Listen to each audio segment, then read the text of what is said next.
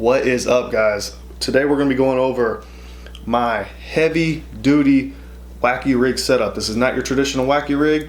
This is going to be fishing for around heavy cover, docks, laydowns, bushes, cypress trees. This is usually my go-to when I'm throwing a Wacky rig because I throw it around a lot of stuff that can get you hung up. So let's get into it. So I'm going to be throwing a Bass Pro Shops Pro Qualifier 2 6.6 medium heavy. A lot of guys aren't throwing that short of a rod, first off, and they're definitely not throwing medium heavy. The reason I like the 6.6 shorter rod is I can be way more accurate with it.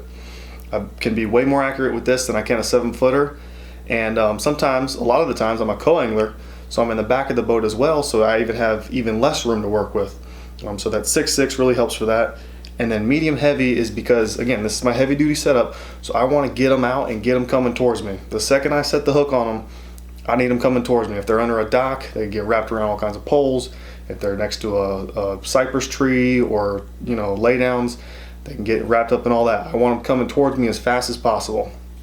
So, having said that, this is a Daiwa Exceller 2500D XH, which is their high-speed version. It's a 6.2-to-1 for a spinning reel that size. That's pretty good. That's pretty fast. It's fast enough for me for sure. It's been great to me. Guys, this is not an expensive rod and it's not an expensive reel. This is something that you guys can afford, I promise you. And it's going to help you catch a lot of fish. So with my line, I'm throwing 20-pound Seaguar Smackdown in flash green, connected to an FG knot. That FG knot took some practice. Still not 100% pro at it, but I promise you guys, you're not going to break that FG knot if you do it right. You're going to break it down here at the hook. I've got hung up with the hook, and I've broke it off I don't know how many times, and it's never broken at the FG knot. It's always broke here after a lot of pulling. I use a tri-lean knot down here. That's been great to me for hook sets.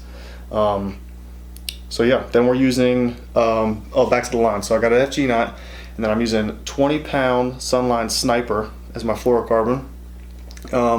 Again, that's heavier than a typical Wacky worm. Normally, guys aren't going to be throwing that heavy of a line, but again, it's the same concept. I want them coming to me. I gotta get them out of there and get them away from that stuff as quickly as possible. So that's what I'm using. For the hook, I'm using a 1/0 weedless Nico hook. I'm still experimenting with which exact one I like, which brand, but that's what I'm using so far. That's been great. And then we've got an O-ring. You got to use an O-ring because I'm skipping it hard. I'm skipping it way back under docks, way back up against trees.